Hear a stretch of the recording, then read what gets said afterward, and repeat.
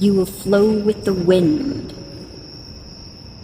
You will cede your sorrows and have them no longer. You will not nurture old ways of being, but instead rise to accomplish all that you have desired in your new way, in your new now. Setting forth under these circumstances will have you rushing toward more dreams and more dreams.